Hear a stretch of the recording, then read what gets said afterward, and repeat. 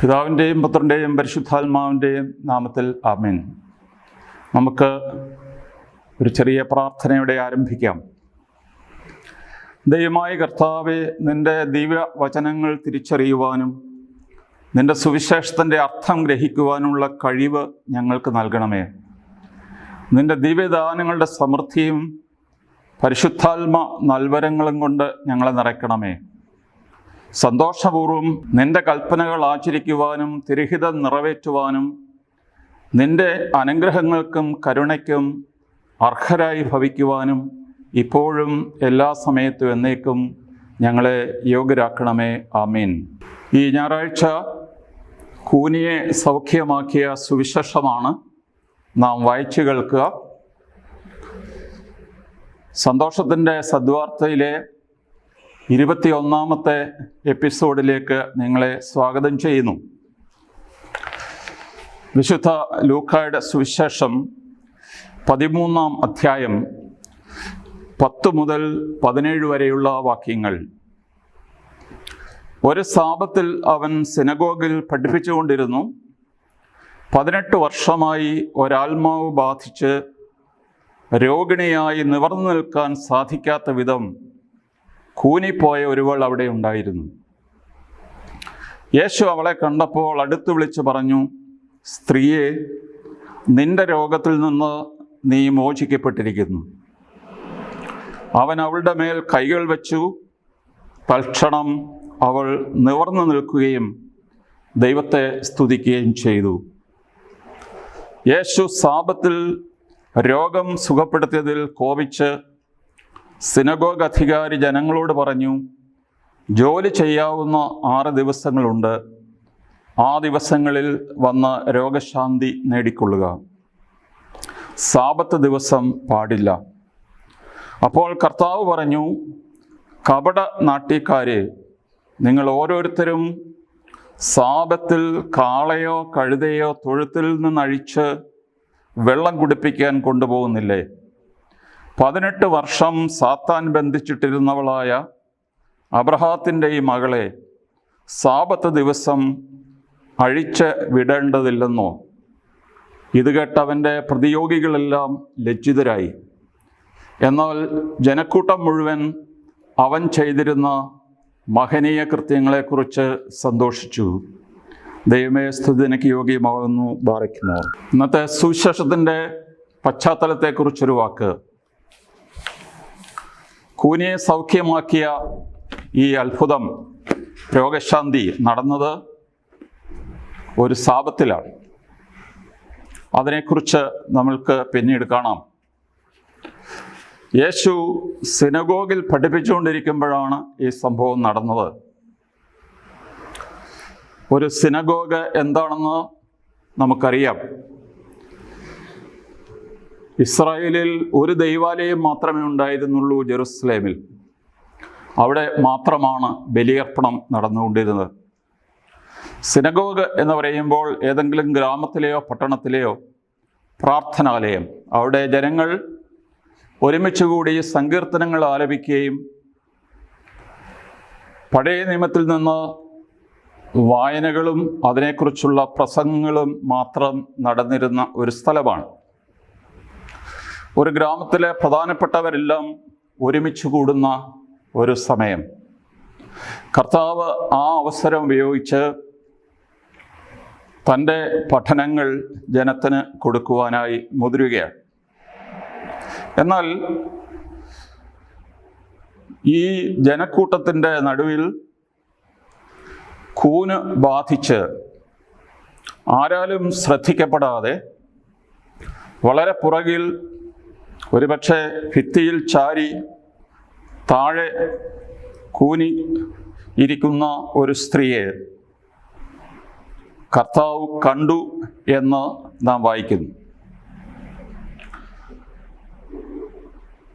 വലിയ ജനക്കൂട്ടത്തിൻ്റെ പുറകിൽ ഒരു സ്ത്രീ അവളുടെ വേദനയുടെയും മറ്റുള്ളവരുടെ അപഹാസത്തിൽ നിന്നും ഒക്കെ ഒളിഞ്ഞ് മാറി ഇരിക്കുന്ന ആ മൂലയിൽ കർത്താവ് അവളെ കണ്ടു. ഞാൻ ജെറുസലേമിൽ പഠിച്ചിരുന്ന കാലത്ത് പല പ്രാവശ്യം സിനഗോഗിലെ പ്രാർത്ഥനയ്ക്ക് കൂടാൻ പോയിട്ടുണ്ട്.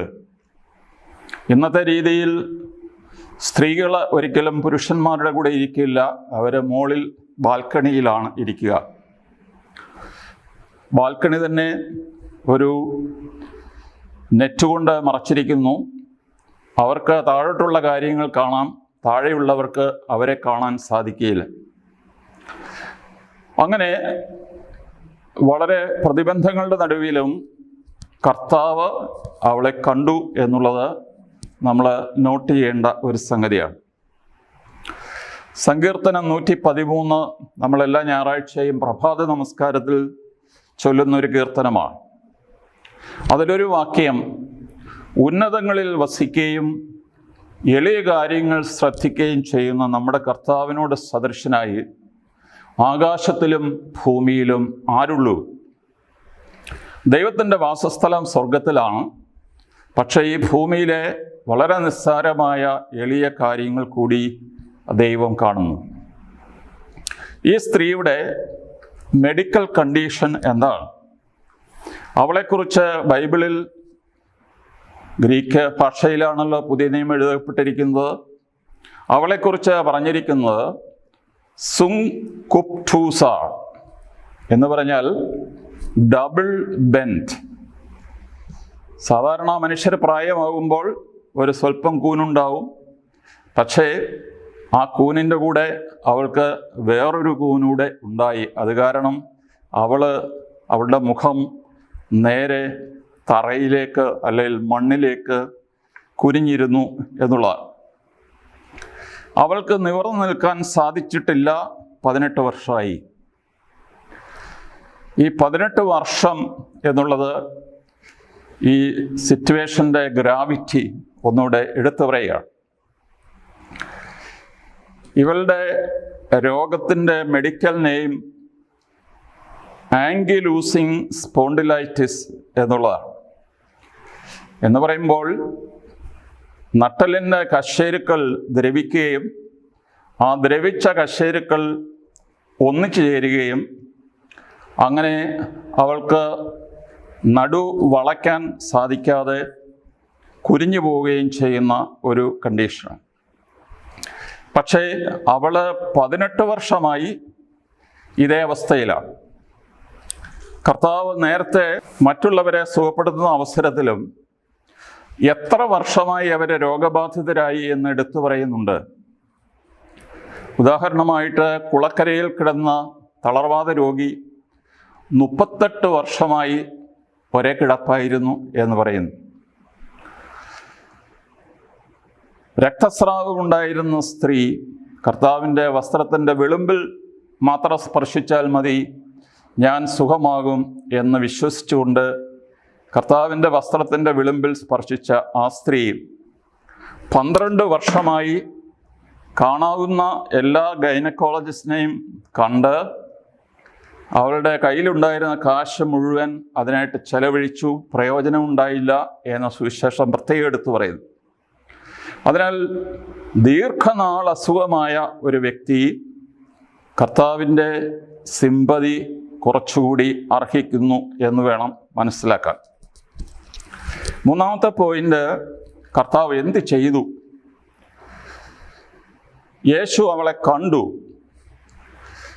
ഈ കാണുക, കേൾക്കുക, അറിയുക, പ്രത്യേകിച്ച് പുറപ്പാടിൻ്റെ പുസ്തകം 3-ാം അധ്യായം 7-ാം വാക്യത്തിൽ ഇങ്ങനെ നാം വായിക്കുന്നു, ദൈവം മോശയെ അയക്കുന്നതിന് മുമ്പ് മോശയോട് പറയുന്നുണ്ട്, എൻ്റെ ജനത്തിൻ്റെ ക്ലേശങ്ങൾ ഞാൻ കണ്ടു, അവരുടെ രോദനം, അതായത് ഇഷ്ടിക ചുട്ട് വൈകിട്ട് എണ്ണിക്കൊടുക്കുന്നതിൽ സംഖ്യ കുറഞ്ഞു പോയാൽ അവരെ ചാട്ടവാറുകൊണ്ട് അടിച്ചിരുന്നു എന്ന് ബൈബിൾ പറയുന്നുണ്ട്. അങ്ങനെ ചാട്ടവാറിൻ്റെ അടിയിൽ പുളഞ്ഞ് വേദനിച്ച് അവരുടെ രോദനം ഞാൻ കേട്ടു, അവരുടെ യാതനകൾ ഞാൻ അറിയുന്നു. ഇത്രയും പറഞ്ഞിട്ടാണ് മോശയോട് പറയുന്നത്, നീ ഫറവോട് പോയി പറയുക, എൻ്റെ ജനത്തെ വിട്ടയക്കണം. അപ്പോൾ കണ്ടു, കേട്ടു, അറിയുന്നു എന്നുള്ളത് ഇറ്റ് ഈസ് ഈ പെർസെപ്ഷൻ, ഒരു സിറ്റുവേഷൻ്റെ പെർസെപ്ഷൻ കംപ്ലീറ്റായി അവതരിപ്പിക്കുന്ന ഒരു ഭാഷയാണ് കണ്ടു, കേട്ടു, അറിഞ്ഞു എന്നുള്ളത്. കർത്താവ് അവളെ കണ്ടു. കണ്ട ശേഷം എന്ത് ചെയ്തു? അങ്ങ് ദൂരെ പുറകിൽ ആരും അറിയാതെ ഒളിഞ്ഞിരുന്ന അവളെ കർത്താവ് മുമ്പിലേക്ക് വിളിച്ചു എന്ന് പറയുന്നു. കർത്താവ് നിന്നത് ജനക്കൂട്ടത്തിൻ്റെ നടുവിലാണ്. അതുകൊണ്ട് തൻ്റെ അടുത്തേക്ക് അവളെ വിളിച്ചു എന്ന് പറയുമ്പോൾ അവള് എല്ലാവരുടെയും ശ്രദ്ധാകേന്ദ്രമായി മാറി എന്നുള്ളതാണ്. എല്ലാവരാലും അവഗണിക്കപ്പെട്ടവൾ ഇപ്പോൾ എല്ലാവരുടെയും ശ്രദ്ധാകേന്ദ്രമായി മാറിയിരിക്കും. കർത്താവ് ഒരു ഇൻട്രഡക്ഷനും പറയുന്നില്ല, അവളിൽ നിന്ന് പ്രാർത്ഥനയെ ഒന്നും തേടുന്നില്ല. എന്നിട്ട് ഒറ്റ വാക്കിൽ പറയുന്നു, സ്ത്രീയെ, നീ നിന്റെ രോഗത്തിൽ നിന്ന് വിമുക്തയായിരിക്കും. ഇവിടെ വീണ്ടും ഗ്രീക്ക് ഭാഷയെ ആശ്രയിക്കണം. അപ്പോ ലൂവോ എന്ന വേർബിൻ്റെ അർത്ഥം അഴിക്കുക, വേർപെടുത്തുക. ഡിവോഴ്സ്, വിവാഹമോചനത്തിനും ഇതേ വാക്കാണ് ഉപയോഗിക്കുക. അപ്പോ ലുവോസിസ്, കെട്ടഴിച്ചു വിടുക. അപ്പോൾ യേശു അവരോട് പറഞ്ഞത്, നീ നിന്റെ രോഗത്തിൽ നിന്ന് പരിപൂർണമായി വിമുക്തയായിരിക്കുന്നു. എന്നിട്ട് യേശു അവളുടെ മേൽ കൈവച്ചു. യഹൂദ രീതി അനുസരിച്ച് പബ്ലിക്കിൽ പരസ്യമായ രംഗത്ത് ഒരു പുരുഷനും ഒരു സ്ത്രീയെ തൊടില്ല. അതവരുടെ മാന്യതയുടെ ലക്ഷണമാണ്. പ്രത്യേകിച്ച് ഒരു ഗുരു, ഒരു റബി ഒരിക്കലും ഒരു സ്ത്രീയെ തൊടത്തില്ല പരസ്യമായിട്ട്. അതുമാത്രമല്ല, ഈ സ്ത്രീയെ തൊട്ടാൽ ഇവൾക്ക് ഒരു ഇമ്പയർമെൻറ്റ്, ഒരു ഹാൻഡിക്യാപ്പ് ഉണ്ട്. ഇതുപോലുള്ള ഹാൻഡിക്യാപ്പ് ഉള്ളവർ ദൈവത്താൽ ശിക്ഷിക്കപ്പെട്ടവരാണ്, അല്ലെങ്കിൽ അവർ ഏതെങ്കിലും പാപത്തിനടിപ്പെട്ടവരാണ് എന്നൊക്കെയുള്ള ചിന്തയുണ്ടായി. അതുകൊണ്ട് ഒരു സ്ത്രീയെ, അതും ക്രിപ്പിൾഡ് ആയിട്ടുള്ള ഒരു സ്ത്രീയെ തൊടുക എന്ന് പറഞ്ഞാൽ ആ സ്ത്രീയിൽ നിന്ന് അശുദ്ധി ഏറ്റെടുക്കുക എന്നും അതിനർത്ഥമുണ്ട്. എന്നാൽ യേശു അവളുടെ മേൽ കൈവച്ചു എന്ന് വ്യക്തമായി പറയുന്നു. തൽക്ഷണം അവൾ നിവർന്നു നിന്നു, ദൈവത്തെ സ്തുതിച്ചു. ആന ഓർത്തോപീഡിക്സ് നമ്മൾ കേട്ടിട്ടുണ്ട്. ഒടിഞ്ഞ ഒരു കാല് സ്കെയിൽ കൊണ്ട് വെച്ച് കെട്ടി വീണ്ടും ആ എല്ലുകൾ കൂട്ടിച്ചേരുന്നിടം വരെ ആ തടിക്കഷ്ണം എടുത്തിരുന്നില്ല. അതായിരുന്നു ആദ്യകാലത്തെ ഓർത്തോപീഡിക്സ്. ഓർത്തോഡോക്സി, ശരിയായിട്ടുള്ള വിശ്വാസം. ഓർത്തോപ്രാക്സിസ്, ശരിയായിട്ടുള്ള പ്രായോഗികമായി വിശ്വാസം ജീവിക്കുന്നു. അതിനാൽ she was made straight again. അവള് വീണ്ടും നിവർക്കപ്പെട്ടു എന്ന് വേണം നാം മനസ്സിലാക്കാൻ. ഇത് കണ്ടു കഴിഞ്ഞപ്പോൾ സിനഗോഗ് അധികാരി ജനങ്ങളോടായിട്ട് പറഞ്ഞു, രോഗശാന്തി നേടാൻ വരുന്നവര് ശനിയാഴ്ച ദിവസം, സാബത്ത് ദിവസം വരാൻ പാടില്ല. കർത്താവിനോട് പറയാൻ അവന് ധൈര്യം തോന്നിയില്ല. അതുകൊണ്ട് ജനങ്ങളെ ഒരു പിടി വഴക്കങ്ങ് പറഞ്ഞു. കാരണം അന്ന് നടക്കാവുന്ന ദൂരം, ശാബത്ത് ലംഘിക്കാതെ നടക്കാവുന്ന ദൂരം 3000 അടിയായിരുന്നു. ഏതാണ്ട് 3280 അടിയാണല്ലോ ഒരു കിലോമീറ്റർ. അപ്പോൾ ഒരു 3/4 കിലോമീറ്റർ കൂടുതൽ നടന്നാൽ അത് ശാബത്തിൻ്റെ ലംഘനമാണ്. എടുക്കാവുന്ന ഭാരം, അതിന് ഒരു ലിമിറ്റ് വെച്ചിരുന്നു. ഒരു അത്തിപ്പഴത്തിൻ്റെ ഭാരം, അതാണ് അനുവദനീയമായിരുന്ന ഭാരമെടുക്കുക. ഇന്നും ഇക്കാലത്തും വലിയ ഹോട്ടലുകളിൽ ഇസ്രായേലിൽ ചെന്നാൽ അവിടെ സാധാരണ ഉപയോഗിക്കുന്ന ലിഫ്റ്റല്ല, വേറൊരു ലിഫ്റ്റ് കാണും. സാബത്തിൽ മാത്രം ഉപയോഗിക്കും. കാരണം അതിന് സ്വിച്ചില്ല. അത് താഴോട്ടും മുകളോട്ടും വളരെ പതുക്കെ താഴോട്ടും മുകളോട്ടും നീങ്ങിക്കൊണ്ടിരിക്കും. അതിന് വാതിലില്ല, സ്വിച്ചില്ല. അതുകൊണ്ട് അതിൽ കയറി യാത്ര ചെയ്യണമെങ്കിൽ മനുഷ്യർ തങ്ങളുടെ നേരെ ലിഫ്റ്റ് വരുമ്പോൾ അതിൽ കാലെടുത്ത് കയറുക, ആവശ്യമുള്ളപ്പോൾ ഇറങ്ങുക. അതിൻ്റെ കാരണം അന്വേഷിച്ചപ്പോഴാണ് സ്വിച്ച് ഇടുക എന്ന് പറഞ്ഞാൽ തീ കത്തിക്കുക എന്നുള്ളതിന് തുല്യമാണ്. അതുകൊണ്ട് ശാബത്തിൽ അത് ചെയ്യാൻ പാടില്ലാത്തതുകൊണ്ട് ലിഫ്റ്റ് 24 മണിക്കൂറും താഴോട്ടും മുകളോട്ടും ഇങ്ങനെ പൊയ്ക്കൊണ്ടിരിക്കുകയാണ്. ഇതൊക്കെ വളരെ നമുക്ക് ചിരി വരുമെങ്കിലും അതായിരുന്നു അന്നത്തെ ശാബത്തിൻ്റെ ആചരണം എന്ന് നാം മനസ്സിലാക്കും. യേശു ഉടനെ വിളിക്കുന്നത് കപട നാട്യക്കാര് എന്നാണ്. കാരണം അവൻ സിനഗോഗ് അധികാരിയാണ്. പക്ഷേ അവനെ വിളിക്കുന്നത് കപട നാട്യക്കാരൻ. കപട നാട്യം, ഫാരിസി എന്നൊക്കെ പറഞ്ഞാൽ പൊയ്മുഖം ധരിക്കുന്ന മനുഷ്യനെന്നാണ്. അവൻ്റെ ശരിയായ മുഖമല്ല നമ്മൾ കാണുന്നത്, അവൻ്റെ വേറൊരു മുഖമുണ്ട്. അവനോട് പറയുന്നു, പൊയ്മുഖധാരി, നീ ശാബത്തിൽ കാളയോ കഴുതയോ വെള്ളം കുടിപ്പിക്കാൻ കൊണ്ടുപോകില്ലേ? അതൊരു ജോലിയായിട്ട് ആരും കണക്കാക്കുന്നില്ല. എങ്കിൽ 18 വർഷം സാത്താൻ ബന്ധിച്ചിട്ടിരുന്ന അബ്രഹാത്തിൻ്റെ മകളെ സാബത്ത് ദിവസം ഞാൻ അഴിച്ചു വിടേണ്ടതില്ലെന്നോ? അപ്പോൾ കർത്താവ് അഴിക്കുന്ന കാര്യമാണ് പറയുന്നത്. ഒന്ന്, കാളയും കഴുതയും അഴിക്കുന്ന കാര്യം. മറ്റത് 18 വർഷം സാത്താൻ ബന്ധിച്ചിരുന്ന അബ്രഹാത്തിൻ്റെ മകളെ ഞാൻ അഴിച്ചു വിടേണ്ടതില്ലെന്നോ? നമുക്കറിയാം, യഹൂദരുടെ ഏറ്റവും വലിയ അഭിമാനം ഞങ്ങൾ അബ്രഹാമിൻ്റെ മക്കളാണെന്നുള്ളതാണ്. മത്തായിയുടെ സുവിശേഷം 3:9 നാം വായിക്കുന്നു, നിങ്ങൾ അബ്രഹാത്തിൻ്റെ മക്കളാണ് എന്നതിൽ നിങ്ങൾ അഭിമാനം കൊള്ളുന്നു. സ്നാപയോഹന്നാൻ അവരോട് പറയുകയാണ്. പക്ഷേ ദൈവത്തിന് വേണമെങ്കിൽ കല്ലിൽ നിന്ന് അബ്രഹാത്തിന് മക്കളെ ഉൽപ്പാദിപ്പിക്കാൻ സാധിക്കും. അതിനാൽ നിങ്ങൾ അബ്രഹാത്തിൻ്റെ മകനാണ് എന്ന് പറഞ്ഞതിൽ കൂടുതൽ ഊറ്റം കൊള്ളേണ്ട കാര്യമില്ല എന്ന് സ്നാപയോഹന്നാൻ അവരോട് പറഞ്ഞു. അതിനാൽ ഇവിടെ എന്താണ്, കർത്താവ് ഒരു നിയമം ലംഘിച്ചോ? ശരി, കർത്താവ് നിയമം ലംഘിക്കുക തന്നെ ചെയ്തു അന്നത്തെ രീതി അനുസരിച്ച്. പക്ഷേ അതിനൊരു ന്യായീകരണമുണ്ട്.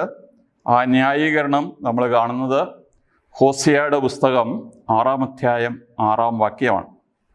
അത് മത്തായി 9:13 ഉദ്ധരിക്കപ്പെട്ടിരിക്കുന്നു. ആ വാക്യം എന്താണ്?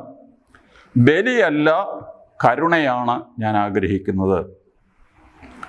ഇതിൻ്റെ അർത്ഥം നിങ്ങൾ പോയി പഠിക്കുക. ഇതാണ് മത്തായി 9:13 പറഞ്ഞിരിക്കുന്നത്. ബലിയല്ല, കരുണയാണ് ഞാൻ ആഗ്രഹിക്കുന്നത് എന്നതിൻ്റെ അർത്ഥം നിങ്ങൾ പോയി പഠിക്കുക.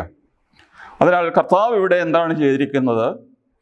നിയമം, ശാബത്തിൻ്റെ നിയമത്തെ താഴ്ത്തിക്കെട്ടുകയും അതേസമയം തന്നെ കരുണ, സ്നേഹം എന്നതിന് കൂടുതൽ പ്രാധാന്യം കൊടുത്തിരിക്കുന്നു. അതിനാൽ ഈ മകളെ സ്വാതന്ത്ര്യപ്പെടുത്തുക എന്നുള്ളതാണ് ശാബത്ത് ലംഘിക്കുന്നതിൻ്റെക്കാൾ കൂടുതൽ ദൈവത്തിൻ്റെ മുമ്പിൽ വിലപ്പെട്ടതായി കാണുന്നത്. അവസാനമായി വിശുദ്ധ പൗലോസ്ലീഹ ഗലാത്യർക്കുള്ള 5:1 പറഞ്ഞിരിക്കുന്നു, സ്വാതന്ത്ര്യത്തിലേക്ക് ക്രിസ്തു നമ്മെ മോചിപ്പിച്ചു. We are made free. അതുകൊണ്ട് ക്രിസ്ത്യാനിയുടെ ഒരു വലിയ മുഖമുദ്ര സ്വാതന്ത്ര്യ ബോധമാണ്, ദൈവമക്കളുടെ സ്വാതന്ത്ര്യം.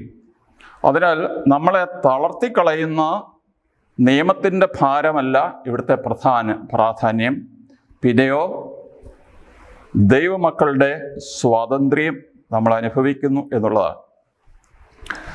നമ്മൾ ചോദിക്കുന്നു, പിശാച്, നമ്മൾ മലങ്കര ക്രമത്തിൽ മാത്രമാണ് ദുഷ്ടനിൽ നിന്ന് ഞങ്ങളെ രക്ഷിക്കണം എന്ന് സ്വർഗസ്ഥനായ പിതാവിൽ പ്രാർത്ഥിക്കുക.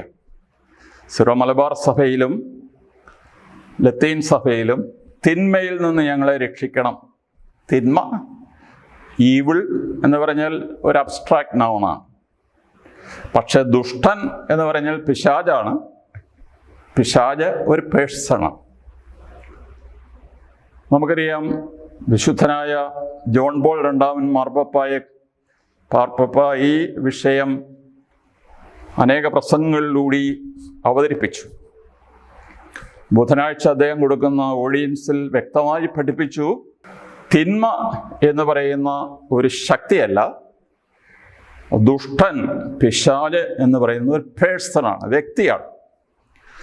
ദൈവം വ്യക്തിയായിരിക്കുന്ന പോലെ, നമ്മൾ ഓരോരുത്തരും വ്യക്തികളായിരിക്കുന്ന പോലെ പിശാച് ഒരു വ്യക്തിയാണ്. അതിനാൽ പിശാചിന് ദൈവമക്കളെ അടിമകളാക്കാൻ വലിയ താല്പര്യമാണ്. കാരണം ഒരിക്കലും അവര് ദൈവത്തിലേക്ക് തിരിയരുത് എന്നുള്ളതാണ് അവരുടെ ആഗ്രഹം. അതിനാൽ പിശാച് പാപം വഴി നമ്മളെ അടിമകളാക്കുന്നു. യേശു പറഞ്ഞു, യോഹന്നാന്റെ 8:34 മുതൽ 36 വരെ വാക്യങ്ങളിൽ, പാപം ചെയ്യുന്നവൻ പാപത്തിൻ്റെ അടിമയാണ്. പുത്രൻ നിങ്ങളെ സ്വതന്ത്രരാക്കിയാൽ നിങ്ങൾ യഥാർത്ഥത്തിൽ സ്വതന്ത്രരാകും. അതിനാൽ നമ്മൾ യഥാർത്ഥത്തിൽ സ്വതന്ത്രരാമോ? കഴിഞ്ഞ നൂറ്റാണ്ടിൽ ഇന്ത്യയുടെ സ്വാതന്ത്ര്യ സമരമൊക്കെ തുടങ്ങുന്നതിന് വളരെ മുമ്പ് തന്നെ ബംഗാളിൽ ഒരു നവോത്ഥാനം ആരംഭിച്ചു. അതും സ്വാതന്ത്ര്യ വാഞ്ചയെ.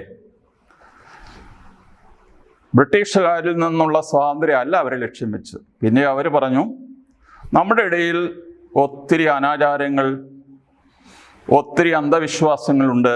ഈ അന്ധവിശ്വാസങ്ങളിൽ നിന്നും, ഈ പിശാച് സേവയിൽ നിന്നും,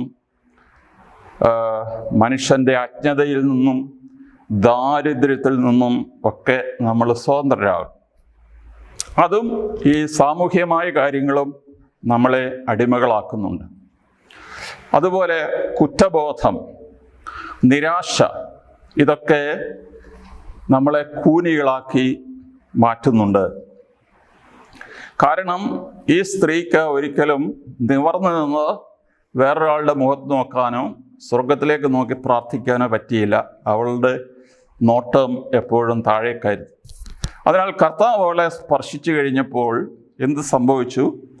അവള് ഒരു സൂര്യകാന്തി പൂവ് സൂര്യൻ്റെ നേരെ തിരിഞ്ഞിരിക്കുന്ന പോലെ, രാത്രിയിൽ തലകുനിച്ച് നിൽക്കുന്ന സൂര്യകാന്തി പൂ സൂര്യൻ ഉദിച്ചു കഴിയുമ്പോൾ അതിൻ്റെ ദിക്കിലേക്ക് നിവർന്നു നിന്ന് സൂര്യൻ്റെ ദിശയിലേക്ക് മുഖം ഉയർത്തുന്നത് പോലെ ഈ സ്ത്രീ സ്വർഗത്തിലേക്ക് നോക്കി ദൈവത്തെ സ്തുതിച്ചു.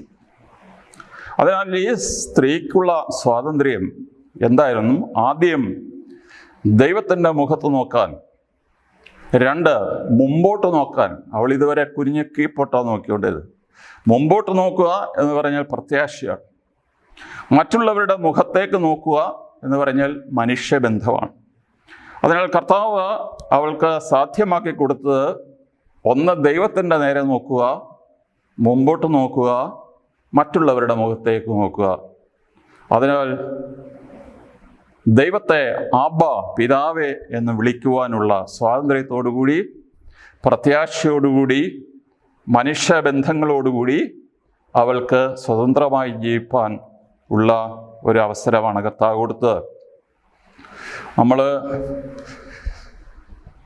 മാർച്ച് 8 ഇൻ്റർനാഷണൽ വിമൻസ് ഡേ ആഘോഷിച്ചു. പല പത്രങ്ങളിലും മീഡിയകളിലും ഒക്കെ അതിനെക്കുറിച്ചുള്ള അറിയിപ്പുകളും ഒക്കെ നമുക്ക് ലഭിച്ചു. കർത്താവ്, നമ്മൾ ചിന്തിക്കുക, 2000 വർഷം മുമ്പ് ഒരു സ്ത്രീ വിമോചകനായിരുന്നു. ഒരു സ്ത്രീയുടെ സങ്കടം കർത്താവ് കണ്ടു കഴിഞ്ഞാൽ ഉടനടി അതിനൊരു പരിഹാരം കർത്താവ് സ്ത്രീകൾക്ക് ചെയ്തു കൊടുത്തിരുന്നു എന്നുള്ളത് പ്രത്യേകിച്ച് ലൂക്കായുടെ സുവിശേഷം നമ്മൾ വായിച്ചാൽ മനസ്സിലാകുന്ന ഒരു കാര്യമാണ്. സ്ത്രീകളുടെ കണ്ണുനീര് യേശു ഗൗരവമായിട്ടെടുത്തു. അതിനാൽ ആദ്യത്തെ സ്ത്രീ വിമോചക പ്രവർത്തകൻ ഈ സ്ത്രീകളുടെ ഇൻഫീരിയറിറ്റി കോംപ്ലക്സ്, അപകർഷതാബോധം, കുറ്റബോധം, ഡിപ്രഷൻ, നിരാശ, ഇതിൽ നിന്നെല്ലാം അവരെ മോചിപ്പിച്ച് ദൈവമക്കളുടെ സ്വാതന്ത്ര്യത്തിലേക്ക് യേശു കൊണ്ടുവന്നു എന്നുള്ളതാണ് ഇന്നത്തെ ഈ സുവിശേഷത്തിൻ്റെ സദ്വാർത്തയായിട്ട് നമുക്ക് മനസ്സിലാകുന്നു. നമ്മൾ ഒരു ചെറിയ പ്രാർത്ഥന, യേശുവേ ദാവീദിൻ്റെ പുത്ര എന്നിൽ കനിയണമേ. ഇത് വളരെ പുരാതനമായ ഒരു ക്രൈസ്തവ പ്രാർത്ഥനയാണ്. യേശുവേ ദാവീദിൻ്റെ പുത്ര എന്നിൽ കനിയണമേ. അതിനാൽ കർത്താവ് നമ്മളിൽ കനിഞ്ഞ് നമ്മുടെ ആത്മീയ പ്രയാണത്തിന് തടസ്സമായി നിൽക്കുന്ന ഞൊണ്ട്, കൂന്, അന്ധത, കുഷ്ഠം, ഇതുപോലെയുള്ള എല്ലാ രോഗങ്ങളും സുഖപ്പെടുത്തുന്ന സുവിശേഷങ്ങളാണ് നമ്മൾ നോയമ്പിൽ ശ്രവിക്കുക. മാർച്ച് 19 ഇത് വിശുദ്ധ യൗസേപ്പിന് പ്രതിഷ്ഠിക്കപ്പെട്ട വർഷമാണ്. ആ വർഷത്തിലെ യൗസേപ്പിൻ്റെ മരണത്തിരുനാളാണ് മാർച്ച് 19. നമ്മൾ വിശുദ്ധ യൗസേപ്പിനെ സഭയുടെ സംരക്ഷകനായിട്ട് നമ്മൾ സ്വീകരിച്ചിട്ടുണ്ട്, നല്ല മരണത്തിൻ്റെ മധ്യസ്ഥനായിട്ട് സ്വീകരിച്ചിട്ടുണ്ട്. അതിനാൽ വലിയ പ്രശ്നങ്ങളിലൂടെ, പ്രതിസന്ധികളിലൂടെ കടന്നു പോകുന്ന ലോകത്തിനും സഭയ്ക്കും സംരക്ഷണം ലഭിക്കാനായിട്ട് വിശുദ്ധ യൗസേപ്പിൻ്റെ മധ്യസ്ഥത്തിന് നമ്മളെയും നമ്മുടെ സമൂഹത്തെയും അർപ്പിക്കാം. ദൈവം നിങ്ങളെ അനുഗ്രഹിക്കട്ടെ. പിതാവിനും പുത്രനും പരിശുദ്ധ റൂഹായിക്കും സ്തുതി, ആദ്യം മുതൽ എന്നേക്കും. ആമേൻ.